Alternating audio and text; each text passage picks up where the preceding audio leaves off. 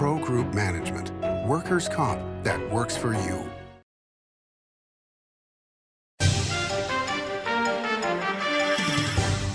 Welcome to Nevada Newsmakers. On the broadcast today, James Settlemeyer joins us. He's director of the Nevada Department of Conservation and Natural Resources, here for the whole show on an all-new Nevada Newsmakers.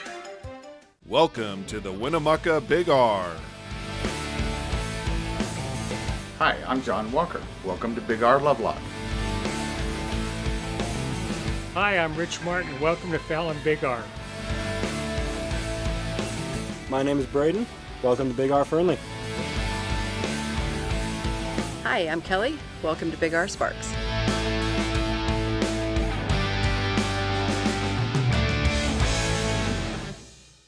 Forget the weather outside, there's a blizzard of points inside the Carson Valley Inn during the 15 million points giveaways. Drawings every Thursday and Saturday, including 4 1 million point winners guaranteed. And don't miss the 2 million point grand prize giveaways. It's the 15 million points giveaways at the Carson Valley Inn. For 50 years, Nevada Heating has been keeping people comfortable in their home. At Nevada Heating, call the Do It Right guys and get the heat back on today. Call us today and we'll fix it today. That's the Nevada Heating way. Why freeze for days on end when Nevada Heating can get your furnace fixed today? Call us today and we'll fix it today at 323-5585 or schedule us on our website at nevadaheating.com. Save money and take transit. Did you know you can ride the bus all day for less than what it would cost you for a gallon of gas? Plan your trip now by going to rtcwashoe.com. Story County is leading Nevada. Home of the Tahoe Reno Industrial Center, Google, Tesla, Panasonic, and other world-leading companies. Story County provides thousands of tech, advanced manufacturing, and logistics careers for Nevadans. We're diversifying and driving Nevada's economy and generating millions in tax revenue and billions in economic activity across northern Nevada. Story County is leading Nevada's future. This is Nevada Newsmakers with host Sam Shad, a no-holds-barred political forum. Now, from the Nevada Newsmakers broadcast headquarters, here is Sam Shad. And back on Nevada Newsmakers, we are delighted to welcome back to the program the former state senator James Settlemeyer, who is now director of the Nevada Department of Conservation and Natural Resources. It is so good to see you, my friend. Glad to be back on, Sam. Thank you. All right, so knowing that you are a rancher and you have the most beautiful ranch in the Carson Valley, and now you're at Conservation and Natural Resources, what were your expectations going in, and what did you find, and what have you been doing? Well, with that, the former director wasn't going to stay around. Governor Lombardo had contacted me and asked me to think about the position. We talked, had to go through the full interview process, had to actually write a resume, which I hadn't done in 30-odd years. So that was an interesting thing to have to do once again. So in that respect, but he went through everything and selected me to be the head of the Department of Conservation and Natural Resources. Luckily, when I stepped in, we had a great deputy director in the form of Dominic Etchegoen. Now we've hired the other deputy, Chad Stevens. And in that respect, we're trying to go through some of the things, streamline the processes, and kind of get rid of some of the bottlenecks that individuals have run into within the agencies that exist, and also try to look for ways to streamline it to make it more friendly to the customers. But DCNR, the department, is fantastic. It has a great family feel to it. We all work one another very well. We have 8 different entities within us, and we have 4 standalone programs. So from everything from Nevada Department of Environmental Protection to state parks, state lands, just great people. Nevada Outdoor Recreation, Heritage, it's just wonderful. Great organization, okay, as well as the NDF. So let me ask you this. Was that what you were expecting? Or were you expecting to go in there and it to be a giant battle? It came to a situation, it was interesting that in the previous administration, a lot of people within the department didn't necessarily like some of the roadblocks that were being created, so they wanted to try to make it easier for the citizens and to be more involved in that respect. I didn't expect to have 900 employees. I didn't realize we were that large as an overall department.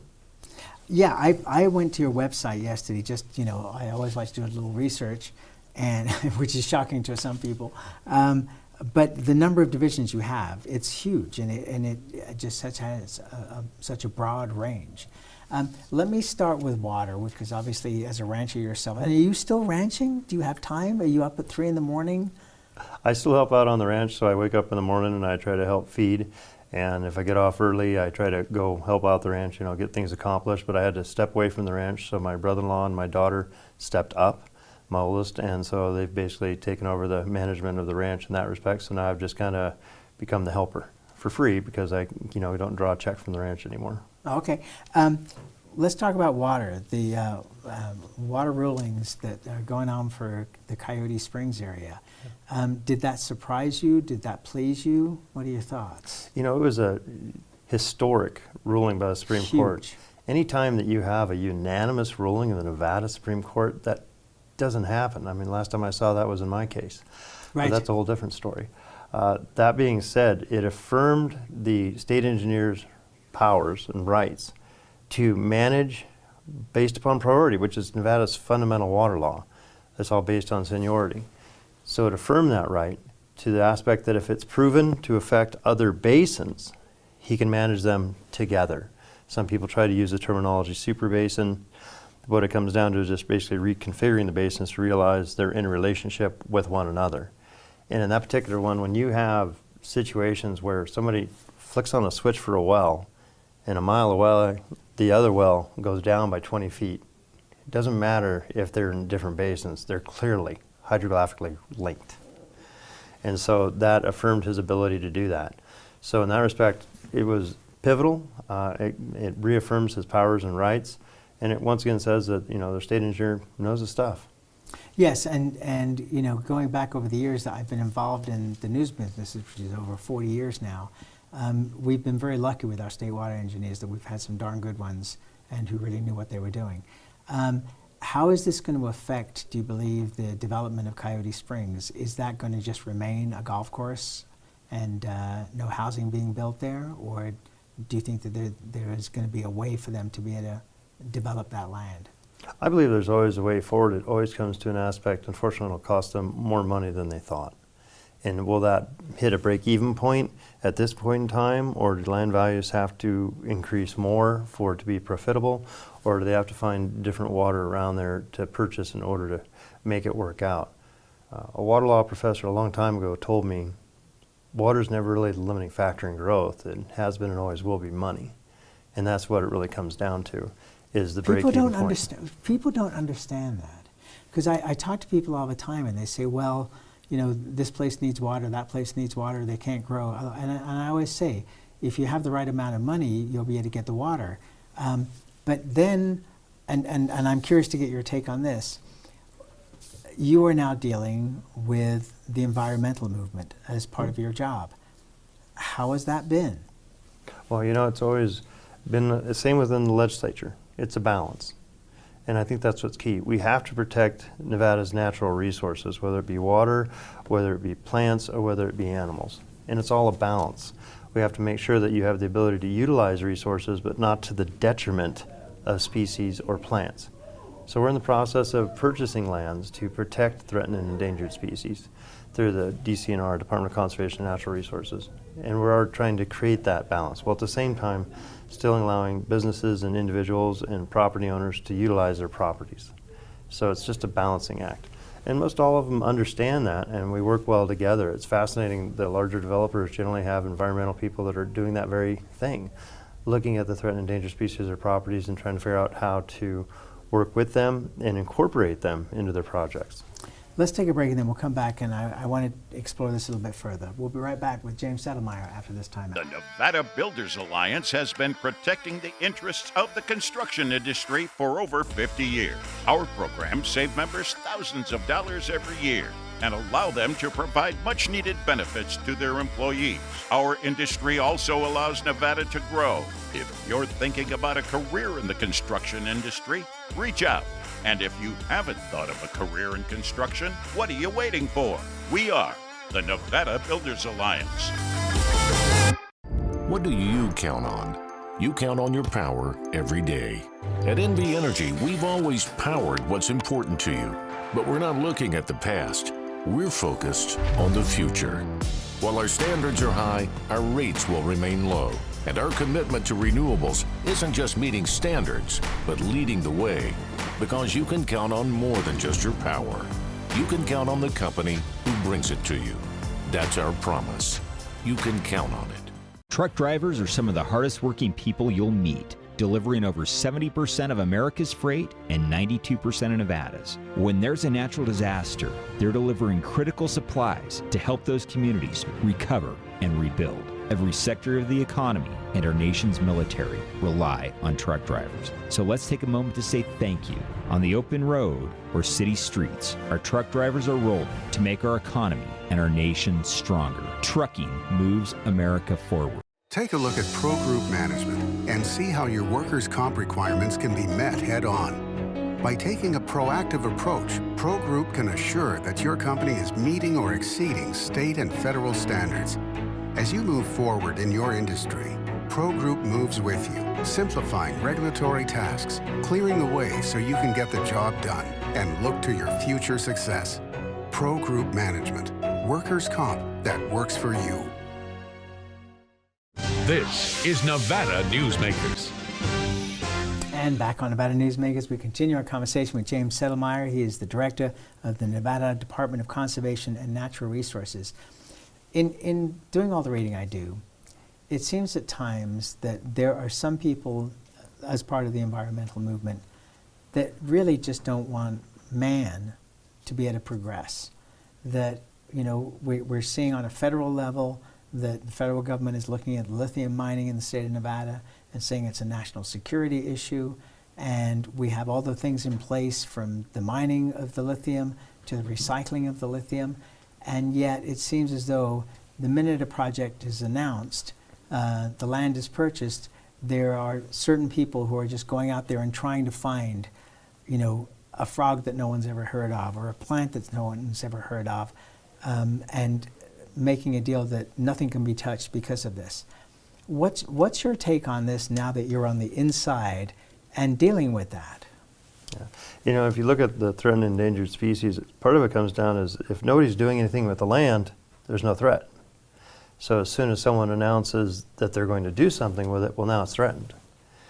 And so a lot of these species exist out there, and then all of a sudden it's when something gets approved or thought of that it brings it to the forefront. And that gets into the concept then, what do you do at that point? And I think it's important then you start looking at it, and are there ways to offset it? Are there ways to improve the environment for those threatened and endangered species through this development? And as part of that, you know, you go to like the Sage Grouse Ecosystem Technical Council. So they call it the SET. And in that respect, or the Sagebrush Ecosystem Council, SAC. So there's actually a team, and then there's actually a commission. And that was started by Governor Sandoval a long time ago when it came to sage grouse. And what it tries to do is look at the areas and see where we can have uplift, so where someone could do an improvement to an area to make it more advantageous for the sage grouse. Then you have debits over here because their project may have a power pole. And we all want power, but it does have a detrimental effect to sage grouse because generally that creates a perch for the ravens. And that's the primary problem that we've run into with the sage grouse, in my opinion, is really their predator management. But that actually comes back to the Federal Migratory Bird Act, because the raven is the national bird of Mexico, and so we have a limited amount of take can be done on those particular species. Does evolution ever come into this? I mean, you know, not everything that existed the day the Earth was formed still exists today, including man. You know, we've changed multiple times. What's your take on that as you deal with it within the department? You know, and it brings up a very realistic aspect. There are certain species that over time just can't survive in certain areas. And so even as man, we can try to do our best to prevent that, but we can't stop it. We can't stop Mother Nature. We can't stop that from happening in certain instances. It may have had nothing to do with us to begin with, but yet we are still trying to actually preserve species that fundamentally will go extinct whether we do anything or not. And so to me, it's one of those balancing acts we have to look at and see, are these harms because of humanity, Is it something that we've done or are doing, and can we counteract it? Or is it something that, listen, this poor animal's major nemesis is life. It just doesn't want to survive. And sometimes we do run across that. And so we try to balance that, working with the federal government as well. So, I give as an example the Moapa dace. This has been going on for decades now. At one point, they were down to 30 fish because there were a bunch of people that, trampled through their breeding ground. And then it's gone up to several hundred. But we're spending tens of millions of dollars on this. In your opinion, is that appropriate? It's happening, but is it appropriate? Yeah, it's a threatened and endangered species, so it's up to the federal government has made that call that we need to try to do our best to preserve it. Do I think it's the best utilization of money? I think that as an agriculturalist, some people would not agree with this, but there is a point at which we need to look at things and go, how much money do we put into something versus the potential for return, and meaning, can we solve the problem? Or will we be better off taking those fish out of that environment and taking them to a private pond, breed them all there, and then release them back, just as we've done with the Kamloops and also the Lahon National Cutthroat Trout. Its major success has been because we've taken it to breeding grounds outside of its normal realm, then we've been able to solve it. Sometimes I think we have to think outside of the box in that respect. And with seeds, for example, in terms of saving plants, there are seed banks all over the world that if there is some nuclear catastrophe or something worse, unimaginable, that we would be able to start again because we have these seeds. Is there something wrong with that? I don't think there's anything wrong with that. I think another aspect of that is that the subspecies. So you look at a particular plant and it's thriving and doing well. Well, then an offshoot is found and everybody wants to protect that. Well, would that have offshoot survived, or was it just a mutation that would run its course and go out versus, or is this a whole new subspecies that we need to protect? And as you look at things within the different plant species, it's different varieties of alfalfa, let's say. Some just were created in a lab or, were a mutation and they didn't work out and they died out. And sometimes that does occur. All right, let's take another break. Back with James Settlemeyer after this time out. Like a traditional handmade basket, retail is woven into the fabric of life in Nevada. From big box to mom and pop, retail supports our communities in countless ways. Jobs for the disabled, team uniforms for kids, help for the elderly, and so much more. Retail employs over 1 in 10 workers. Retail supports Nevada, and we support retail. RANNV.org. We're at Tamarack Casino at Nevada Steak with Chef Mike Mahoney. You have fabulous food here. This halibut is extraordinary. The halibut was awesome. It was fun to cook. You get a nice sear on top, and then we base that with a little bit of butter and garlic and herbs and stuff. It's fabulous. It's a lot of butter. It and is. It looks really good, and it tastes even better. I'm trying this, which is the crab cake. You've got this crispy coating on the outside. What is that? Actually, that's cornflakes. Huh? Cornflakes. Really? Yes, sir. The crispiness of the cornflake just adds more crispiness to the already, crispy crab cake. It's awesome. It's my favorite, and I'm a crab cake fanatic. Okay, this I just tried for the first time. It's ahi tuna in a whole different way. Ahi tuna, it's a tuna tartare. It's ground up. We mix it with a little bit of spicy mayo, a little avocado puree, and our house-made ponzu sauce in there as well. It tastes to me like sushi without the rice. It's got all the flavorings, but it's absolutely delicious. Yeah, it's amazing. All right, ribeye steak. Ribeye steak, classic. Harris Ranch, certified Angus beef. You can't go wrong with a good steak here. No, and that ribeye is particularly good. Again, we tried that earlier. It is fabulous. Yeah. The wedge salad. I love a wedge salad that comes with a giant hunk of bacon on it. So you've got healthy and you've got bacon. A little bit of indulgence. Yeah, a little indulge. What's great about this one is the bacon is cooked fresh to order for every single salad, so it's nice and hot. Folks, you've got to come to Tamarack, the casino in South Reno. It is a fabulous place to begin with. It's made even more fabulous by Nevada Steak and your great food. Thank you for inviting us, and we will be coming back over and over because I'm in love with this tuna, I'm in love with the crab cake. Well, the ribeyes, well, the halibut. It's all good, folks. Just about everything.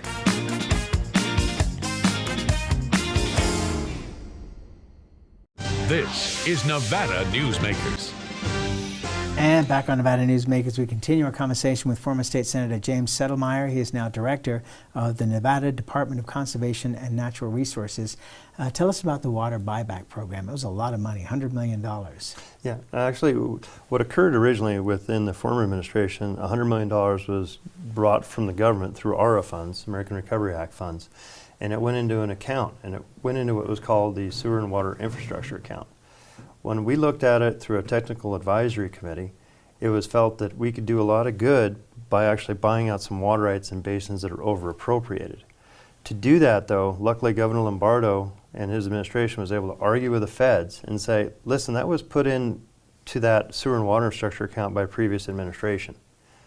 We would like to take $25 million of that, as many other states are doing, for a water buyback program. And they argued with the governor about it, and luckily the governor prevailed and was able to take $25 million of that and put it over here for a water buyback program. And what we're looking at is basins that are over appropriated and over pumped. Sadly, some basins over time through previous state engineers are as much as 250, if not more, over appropriated. And then all of a sudden they're chasing water. Some of them have exhausted 900 feet in depth and are trying to chase water down to 1,500 acre feet. And that's just very problematic, to say the least, for everybody in that basin. So in that respect, we put out proposals asking people, okay, what type, can you find water that can be purchased in key areas that are overpumped, over appropriated? Luckily, our state engineer did a fantastic job of creating maps. You can go to the Nevada Department of Conservation and Natural Resources website, link it to the Division of Water Resources. Fantastic maps showing the overpumped, over appropriated basins. Okay, so let me ask you this, because Senator Reid, as you know, was I guess many, many times on this program over the last 30 plus years. And Walker Lake was, a prime example of rights being over appropriated, so that it didn't matter how wet the winter was, that the water was never going to hit the lake. And what he worked on here and in other areas was in taking land out of agriculture and allowing the lakes to be able to get to a more normal height. Are you in favor of that? Well, one of the entities that I did apply for it one was awarded was $4 million to the Walker Basin Conservancy. And again, in that objective is to not overpump that basin any more than is already done. And so they've been very successful. I think they have in the nature of 20 applicants for actually $36 million worth of applications for only $4 million. So then you go to like Diamond Valley, that's over 250% over appropriated. They've had tremendous interest in people. And that's a big farming region in the central portion of the state. Correct. And it will still remain in agriculture. It's just a different form of agriculture.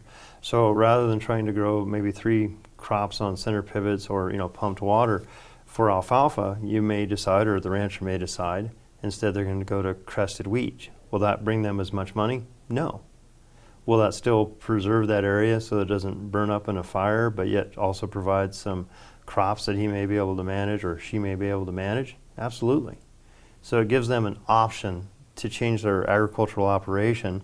And yes, they will not be able to bring as much money forward, but maybe the money they're being given will be able to put it into an account, and maybe they can find other assets that might be able to do a return on investment.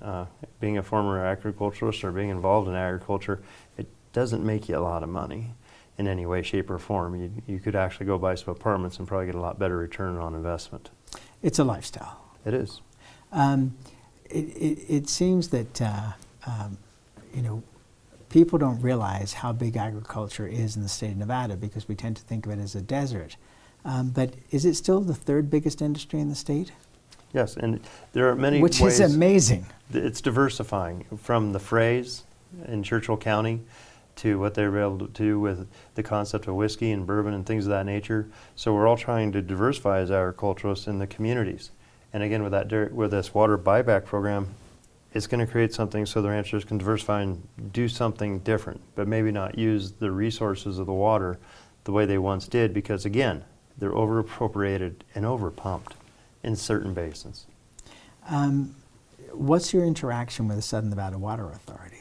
Well, they actually have a situation down there where they're trying to acquire some water rights from senior water rights, and retire some of their junior water rights. So yes, we have interactions. They had a bill last session. They worked a lot with AB 220, dealing with sewer water issues, whether it be buyback program of lawn or a conversion of people from septic tanks to sewer lines, and trying to provide funding or provide rules for that to occur in distances. Are you familiar at all with what's going on with Ivanpah at this point in time? Correct. I mean, I think this is, apart from this program, it's the biggest secret in the state, and I don't know why, but it seems like it's the biggest economic development program ever when it comes to fruition. Do you have concerns about the water that will be needed to go down to the Ivanpah Valley? Well, the Ivanpah Basin, if you look at that area down there, there's actually a private person who owns the majority of the water. And in their analysis, and from what I've seen, it looks like it's enough for the potential development they're looking there, because you're not looking at homes potential in Ivanpah, you're looking at businesses. And businesses traditionally use a lot less water. Well, I guess it depends what type of business you're looking at. Now, Commissioner Segelblum, who's now the Clark County Chair, was concerned about housing going all the way down the I-15 from Las Vegas to Ivanpah. Do you think that that's not realistic? I kind of doubt that. I think it's more of a situation where Clark County Commissioners can control that. You know, if they don't want to, it's not currently zoned for homes. So in that respect, it'd be up to the Clark County Commissioners if they chose to turn it into homes. But I would tend to agree with former Senator, now Chairman Segerblum, in that respect, that maybe you don't want to have a ton of homes right next to the freeway, thus making it harder to get on and off, because there are several times of the day that's not real fun down in that area. Probably after the most recent Super Bowl, it was a little bit crowded, to say the least. To say the least, and that's where we have to leave it. James Settlemeyer, always a pleasure to see you, my friend. Please come back soon. Will do. And we'll be right back. Imagine a magical garden that feeds Carson City's hungry and homeless, teaches our high school students agriculture, creates hanging floral displays to beautify downtown, and yet charges nothing. It's not magic. It's the Greenhouse Project. It's real, it's growing, and it needs your help. Go online to carsоncitygreenhouse.org so together we can grow it forward. Modern boutique Ahern Hotel and Event Center sits at the heart of the Las Vegas Strip. 2 floors of meeting and event space are ideal for groups and conventions. Stay in one of 200 luxurious rooms and suites. Brand your event throughout the property. Flexible event spaces make for easy planning and personalization. Take over the entire hotel with a full buyout option. Thanks for watching Nevada Newsmakers. You can catch us online 24 hours a day at nevadanewsmakers.com, or you can download the podcast wherever you like to get your podcast. We'll see you on the next broadcast.